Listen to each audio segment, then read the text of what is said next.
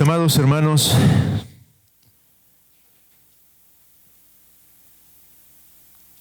hace algunos meses, semanas, el pastor Héctor estuvo compartiendo algunas enseñanzas con respecto a Efesios capítulo 6. Y yo quiero simplemente que consideremos la verdad esencial que se encuentra detrás de todo lo que el pastor estuvo instruyéndonos. Y es que cuando leemos Efesios 6, versículos 10 en adelante, hay algo que debe de quedar claro en nuestras conciencias y corazones.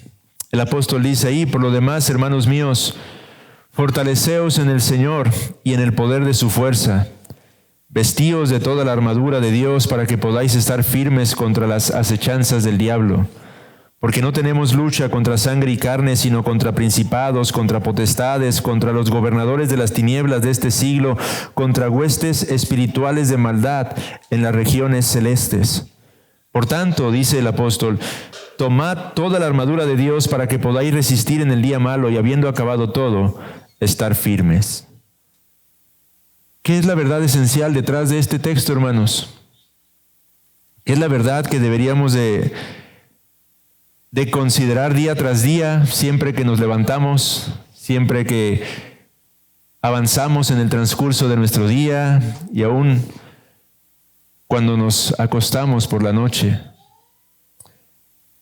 La verdad básica que se encuentra detrás de palabras como esta y otros pasajes en Gálatas, diversos textos de las Sagradas Escrituras, hermanos, es que aun cuando hemos sido salvados, que aun cuando hemos sido regenerados, que aun cuando hemos sido reconciliados con Dios por medio de Cristo, hay una lucha que tenemos que enfrentar, hermanos. Hay una ardua batalla que tenemos que librar día tras día de este lado de la eternidad. Y esa lucha no es contra el prójimo, no es contra el esposo, contra la esposa, contra el hijo, contra el papá, contra el jefe en la empresa. Pablo, el apóstol, dice que es una lucha espiritual. Una lucha espiritual contra el pecado, nuestro pecado, el pecado de otros en un sentido, contra Satanás y contra el mundo. Esa es la lucha que los cristianos debemos de enfrentar todos los días. Por eso el apóstol Pablo exhorta a que nos vistamos de toda la armadura de Dios. De manera que el creyente lucha, hermanos. Lucha con la ira, por ejemplo. Lucha con el orgullo. Lucha con la amargura. Lucha con diversos aspectos de su propio corazón. Lucha con su mirada. Lucha con sus pensamientos, con los afanes, con la ansiedad, con la tristeza. El creyente lucha, hermanos. Lucha con la incredulidad. Lucha con toda clase de cosas, hermanos, de este lado de la eternidad. Y una de las más grandes mentiras que el enemigo desea que nosotros como cristianos abracemos es que podemos luchar solos,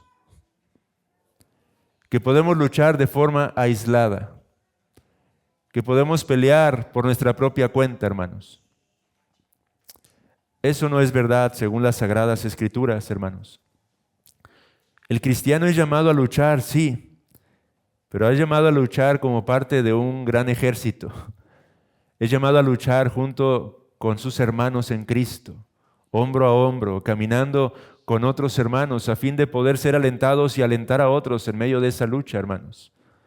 Por eso es que en medio de estas clases, de este pequeño curso que hemos estado desarrollando, basándonos en el material del Ministerio 9 Marcas, la lección de ahora, la número 11, consiste en la rendición de cuentas bíblica.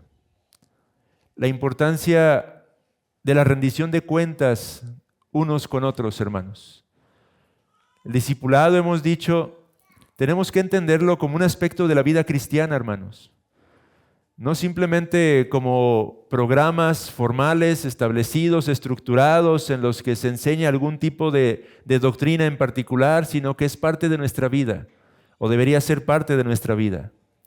El discipulado es algo en lo que todo cristiano debe de involucrarse, ya sea para ser discipulado o discipular.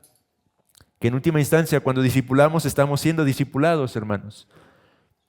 Pero es una labor que nos compete a toda la iglesia, hermanos, a cada creyente, no solo a los pastores, no solo a los líderes de una congregación, a cada miembro de la iglesia de Cristo. Le compete este llamado y es lo que nos enseña Mateo 28, que hemos estado leyendo una y otra vez al inicio de estas enseñanzas, hermanos. De manera que si hablamos del discipulado relacional, tenemos que entender que no vamos a limitarnos solamente a leer algún libro, leer la Escritura y estudiar alguna doctrina con nuestros hermanos o a orar.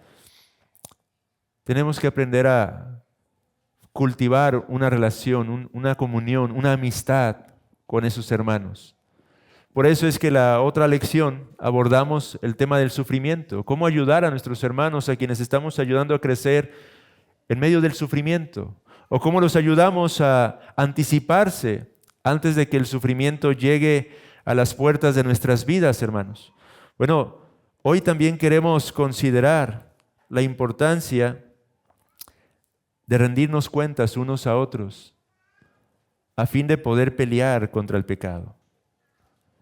Estamos en una guerra, hermanos, y una batalla que no puede ser ganada luchando por nosotros mismos. Necesitamos la ayuda de nuestro Señor, provista por el Espíritu Santo, a menudo dada a través de otros creyentes. Este es el diseño de Dios para nuestras vidas. Pelear junto a los demás que están luchando para eliminar el pecado en la medida en que nos asemejamos cada vez más y más a Cristo. Así que para este fin queremos hoy considerar esta verdad, hermanos. Considerar la realidad y la importancia de rendir cuentas a otros amados hermanos en la fe para poder seguir perseverando. Hay un texto que cita el bosquejo del estudio, Salmos 10, versículo 4. El Salmos 10, versículo 4 dice: el malo por la altivez de su rostro no busca a Dios. No hay Dios en ninguno de sus pensamientos.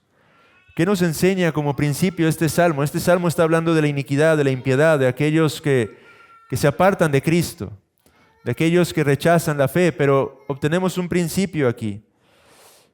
El principio de la maldad que hay en rehusarnos a buscar el rostro de Dios para rendir cuentas delante de Él, para confesar, reconocer nuestras debilidades, nuestros pecados. Principio que se puede extender a la importancia y necesidad de poder rendir cuentas a otros hermanos con respecto a las luchas también que enfrentamos día tras día. Así que bueno, en primer lugar, hermanos, lo que quiero hacer, o lo que el bosquejo nos marca el día de hoy, es señalar que la Biblia nos enseña que los cristianos deberíamos buscar rendir cuentas. La Biblia enseña que cada hijo de Dios debería buscar rendir cuentas. No solamente ir ante el Señor y confesar nuestros pecados, pero a menudo rendir cuentas con otros hermanos. Así que veamos 3 razones bíblicas por las que deberíamos de hacer esto. En primer lugar, la Escritura motiva la confesión de pecado. Esa sería la primera razón. La Escritura motiva la confesión de pecado. Vean la primera carta de Juan, capítulo 1, versículos 9 y 10.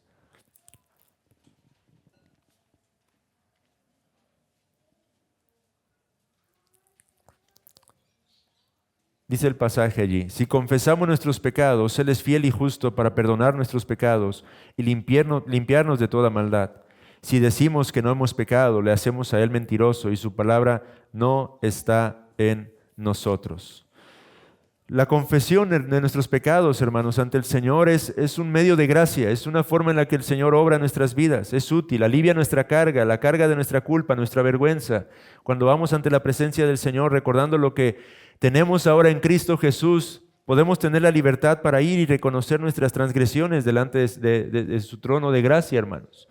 La Biblia nos exhorta y nos llama a que confesemos nuestro pecado ante Él. La confesión de pecado siempre comienza con Dios. Salmo 51, versículo 4, David clama a Dios diciendo: contra ti solo he pecado y he hecho lo malo delante de tus ojos. Nuestro pecado como cristianos es en última instancia una ofensa ante un Dios santo. Aun cuando hemos sido justificados, tenemos que reconocer y considerar que el pecado sigue siendo pecado. Por eso es que necesitamos ir constantemente ante la presencia del Señor y abrazarnos de la sangre de Cristo, tomar de la sangre de Cristo, de su sacrificio, para poder ser limpiados de esas faltas y transgresiones. No porque esas faltas nos puedan condenar, hermanos, pero porque esas faltas, aún en Cristo, interrumpen nuestra comunión con nuestro Dios, hermanos, con nuestro Padre Celestial. Debemos correr entonces primeramente a Dios antes de reconciliarnos con los demás, pero también es importante confesar el pecado a otros creyentes. Santiago 5:16 dice: confesaos vuestras ofensas unos a otros y orad unos por otros para que seáis sanados. La oración eficaz del justo puede mucho. Santiago nos exhorta a confesar nuestras ofensas unos a otros, particularmente cuando hemos pecado contra otro. Las relaciones de discipulado sanas incluyen entonces conversaciones acerca del pecado. La confesión es un acto de inicio de apertura y vulnerabilidad acerca del pecado ante Dios y con otros creyentes. Ahora, tenemos que reconocer, no es fácil hacer esto. Nunca es fácil reconocer que hemos fallado, que hemos faltado, hermanos, porque eso va en contra del orgullo que por naturaleza sigue habitando en nuestros corazones. Pero la Biblia exhorta y motiva de manera consistente a los cristianos a expresar su pecado, a sacar su pecado, mejor dicho, de la oscuridad a la luz, a traerlo a la luz de la palabra, a traerlo a la luz de la presencia de Cristo. Nunca debería permitirse que el pecado sea escondido y permanezca en la oscuridad. Tenemos que habituarnos a hacer esto, hermanos.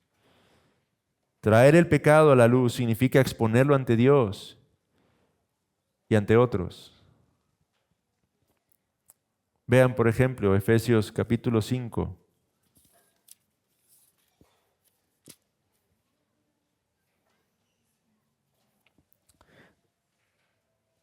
Particularmente el versículo 11, donde dice: y no participéis en las obras infructuosas de las tinieblas, sino más bien reprendedlas. ¿Cómo podemos reprender esas obras? Trayéndolas a la luz de la palabra, presentándolas delante del Señor. De manera que la confesión, hermanos, es algo saludable, es algo bueno. La confesión de pecado trae misericordia para el pecador. Salomón escribió: el que encubre sus pecados no prosperará, mas el que los confiese y se aparta alcanzará misericordia. Alguna vez hablamos acerca de los 3 elementos vitales para que podamos mantener una salud espiritual, hermanos. Recordarán ustedes que el énfasis que generalmente hacemos los cristianos es: lee la palabra y ora. Pero hay un elemento más que mencionábamos en aquellas lecciones: una conciencia limpia. Una conciencia limpia es vital, es parte de los elementos o medios que requerimos o que necesitamos para mantenernos espiritualmente saludables. No basta con leer la Escritura y orar. Si tengo una conciencia sucia, eso va a estorbar en mi lectura y en mi oración. Y la forma en la que podemos mantener una conciencia que funcione apropiadamente es por medio de la confesión del pecado, hermanos. Número 2, segunda razón. La Escritura nos advierte acerca del autoengaño. Lo cierto, hermanos, es que el pecado, en su naturaleza, en su esencia, tiende a cegar. Y al primero a quien le nubla la vista es al que comete el pecado. El primero que es cegado por causa del pecado es el que está incurriendo en la falta. De manera que los cristianos tenemos lo que podríamos llamar un punto ciego. Aquellos que conducimos sabemos lo que es un punto ciego. Hay un punto en el que no podemos ver lo que pasa, y es cuando ocurren accidentes a menudo.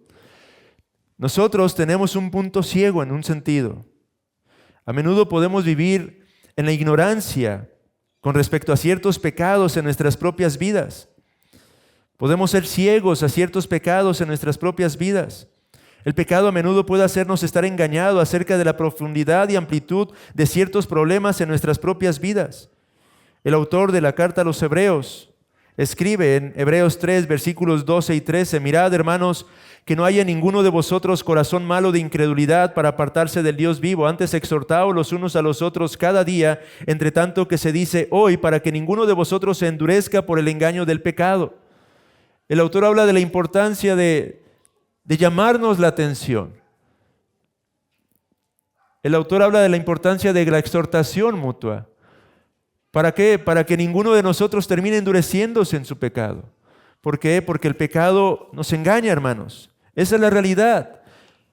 Si estamos entendiendo correctamente la doctrina del pecado revelada en las Sagradas Escrituras, no podemos minimizar la astucia, la naturaleza de esta maldad que sigue morando en nosotros aun cuando ya hemos sido regenerados, hermanos. El remanente de pecado es una realidad en la vida de todo cristiano y por lo tanto, si estamos comprendiendo lo que la Escritura menciona acerca de tendríamos que ver la importancia de que a menudo seamos ayudados por otros a ver lo que de otra manera no podríamos ver. El autoengaño afecta a todos los cristianos. El autor de los Hebreos advierte a los creyentes, ten cuidado. Puedes tomar decisiones necias que llevan a tener un corazón pecaminoso e incrédulo. El autoengaño lleva a los creyentes a una especie de ateísmo momentáneo, momentos en los que nuestra autodependencia y falta de confianza en Dios nos llevan a vivir más conforme al mundo y menos conforme a la verdad. Un autor describe 2 pecados como los más peligrosos de entre todos los demás: el orgullo espiritual y la falsa seguridad. Cuando dejamos de escuchar a otros hermanos, estamos incurriendo en estas faltas y estamos en peligro, hermanos. ¿Cuál es entonces el antídoto para el autoengaño? Según el autor de los Hebreos, es motivarnos a unos a otros regularmente. Por eso es que él dice, antes exhortaos los unos a los otros cada día, entre tanto que se dice hoy, para que ninguno de vosotros se endurezca por el engaño otra vez del pecado. El engaño del pecado. El pecado es engañoso, hermanos. Y sigue ahí como una sanguijuela en nuestras vidas. ¿Hasta cuándo? Preguntaremos a algunos de nosotros. Bueno, hasta que nos lleve el Señor a su gloria, hermanos. De este lado no lo va a eliminar. ¿Pero por qué? Se preguntarán algunos. ¿Por qué el Señor no simplemente nos quita esto? Bueno, porque Él es sabio, hermanos. Y porque a través de ello Él es glorificado. Y sigue trabajando en nuestras vidas, en nuestros corazones, para enseñarnos a depender cada vez más y más de Él. Y para revelarnos la abundancia de su gracia. Esa es la realidad, hermanos. De manera que en este texto vemos estas 2 ideas que la palabra ¿para qué? Conecta. Motivarnos unos a otros diariamente ayuda a prevenir el endurecimiento que puede ocurrir a través del engaño del pecado. Esta motivación diaria es un antídoto para el engaño del pecado y ayuda a prevenir, por lo tanto, el endurecimiento de nuestro corazón. Tercera razón, hermanos. La Escritura nos motiva a ser honestos acerca de nuestras debilidades, hermanos. Me temo, hermanos, hay muchas plagas en el cristianismo. Lidiamos con muchas plagas. Pero una de esas, hermanos, es el perfeccionismo.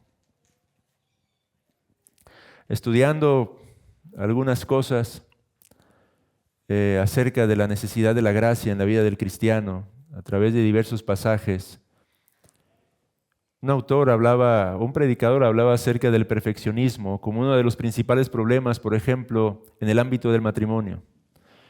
Y cuando yo leía eso, yo diría, en el ámbito de la iglesia, en el ámbito de la familia, en el ámbito de la paternidad, en el ámbito del trabajo, en todo ámbito, el perfeccionismo es una plaga que nos persigue constantemente. ¿Por qué? Porque otra vez, debido a que de pronto se nos olvida que la vida cristiana implica una lucha diaria, constante, tendemos a creer que vamos a ser perfectos aquí y ahora, y eso obstaculiza eventualmente la gracia.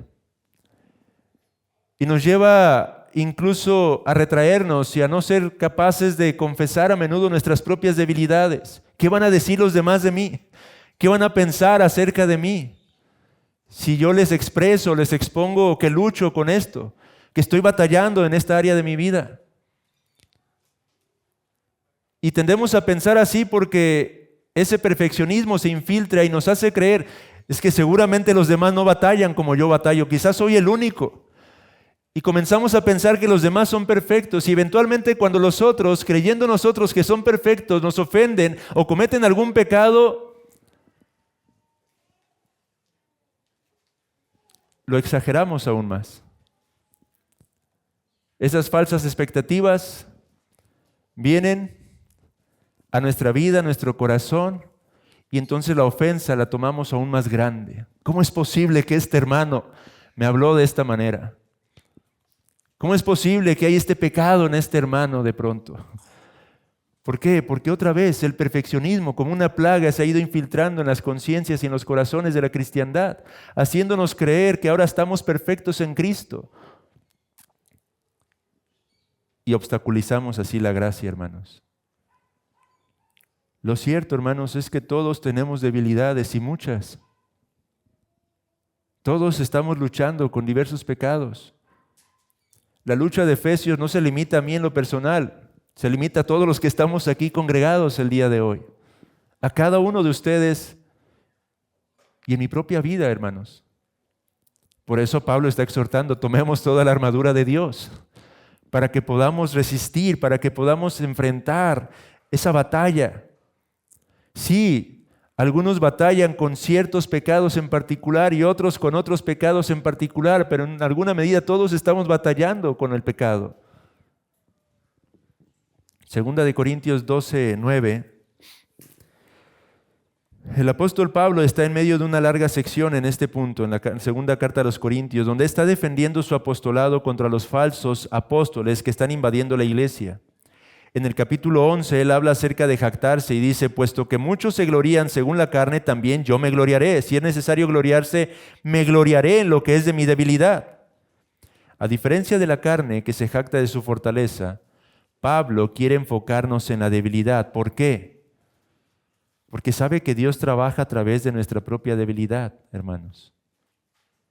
Y en el capítulo 12, versículo 7, él habla acerca de un aguijón en la carne que estaba atormentándolo. Pablo no es específico acerca del problema y podemos conjeturar qué era ese aguijón. La iglesia constantemente se ha preguntado, ¿qué es ese aguijón? No lo sabemos, no tenemos idea. Él no fue específico.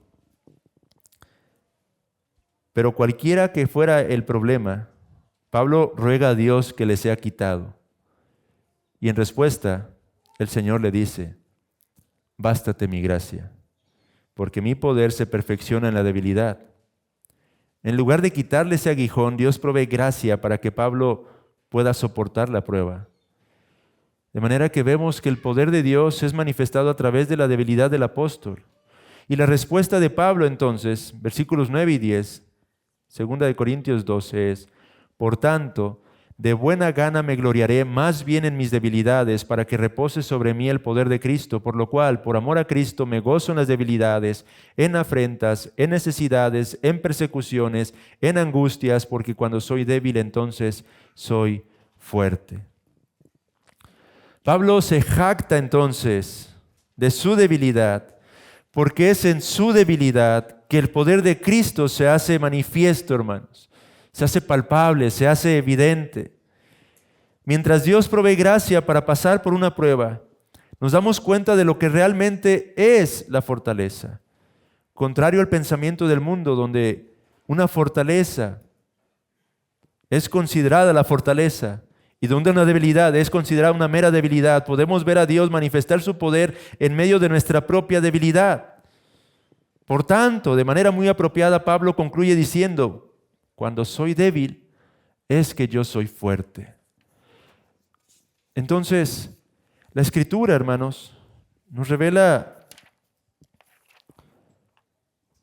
que debemos ser honestos con respecto a nuestra debilidad. Porque es en esas debilidades donde la gloria de Dios se hace manifiesta, donde su poder se hace evidente.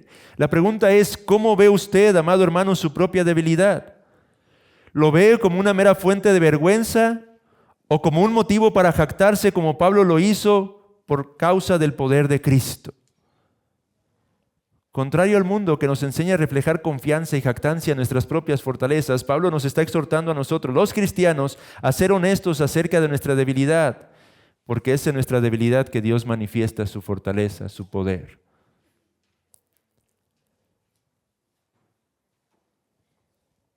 De manera que esa es la tercera razón, hermanos, por la que nosotros deberíamos de estar dispuestos a rendir cuentas, confesar nuestros pecados, que nos manda la Escritura, la advertencia acerca del autoengaño y la forma en la que la Escritura nos revela que deberíamos de ver nuestra propia debilidad. Así que, en segundo lugar de nuestro estudio, iba a comentar más cosas, hermanos, pero como siempre se me va a acabar el tiempo. El segundo punto de nuestro estudio es la necesidad entonces de rendir cuentas. Dios en su gran sabiduría nos hizo para que viviéramos en comunidad y por eso nos dio la iglesia. En su gran bondad Dios pone a los creyentes en medio de comunidades de pacto donde podemos escuchar la palabra de Dios y crecer junto a otros amados hermanos. Ahora nosotros podríamos decir, constantemente recibimos mucha motivación de los hermanos de la iglesia y a través de la lectura de la palabra de Dios nos está yendo bien sin tener que rendir cuentas a otros hermanos. Es decir, podría uno de ustedes o varios de ustedes decir, yo estoy bien con lo que escucho de la palabra de Dios los domingos y las relaciones, la comunión. Estoy bien, estoy saludable, no tengo necesidad de estar rindiendo cuentas a nadie, no tengo necesidad de expresarle mis luchas a nadie para ser ayudado en oración. No tengo necesidad de ello. Qué bueno, hermano, que vas bien. Qué bueno que estás avanzando. Pero si deseas mantenerse de esa manera, precisamente es que necesitas aprender a rendir cuentas. Necesitas la ayuda de otro hermano. Necesitas acercarte a otro hermano, porque el pecado, una vez más, es un asunto serio. Sus efectos en nuestras vidas son tan dominantes que van más allá de cualquier cosa que nosotros a menudo podamos imaginar. Basado en las tres razones que hemos mencionado con anterioridad, podríamos decir, hermanos, que la rendición de cuentas no solo es aconsejable, sino una parte necesaria para nuestro crecimiento cristiano. Necesitamos a otros hermanos y hermanas en Cristo que puedan caminar junto a nosotros para ayudarnos a ver las muchas formas en que el pecado nos daña, hermanos. De manera que tenemos que entender esto, hermanos. Este aspecto del discipulado es esencial. No podemos verlo como algo meramente opcional, sino como algo que necesitamos realmente. Ahora, matrimonios, pues una forma de hacer esto es con su esposa, con su esposo. Pero en el contexto en que estamos hablando del discipulado relacional. De manera que es importante desarrollar esas relaciones con otros amados hermanos en la fe. Hermanas con hermanas, hermanos con hermanos, para poder rendir esta clase de cuentas y ser ayudados a seguir creciendo en contra del pecado, evitando ser endurecidos por el pecado, hermanos. El pecado es algo serio, hermanos, y aunque una vez más en Cristo hemos sido perdonados, no hay condenación en Cristo, es lo que nos enseña la Escritura. De nuevo, las consecuencias del pecado a menudo pueden ser parte de nuestra vida, hermanos. Varones, es importante rendir cuentas de cómo estás en cuanto a tu pureza sexual. Es importante rendir cuentas con otros hermanos para que seas ayudado. Matrimonios han sido destruidos porque los varones han sido negligentes en esto. Y dejándose arrastrar por un poco de pecado, después terminan asumiendo las consecuencias de sus actos.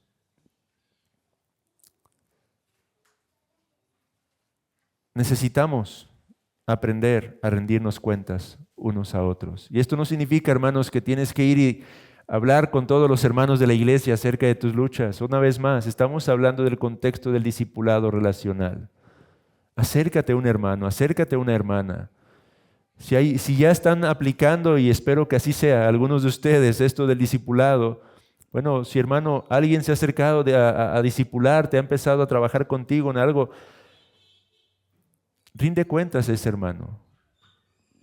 Háblale de tus luchas, háblale de tus debilidades. Pídele que te ayude en oración, que te dé consejo, que te dé dirección.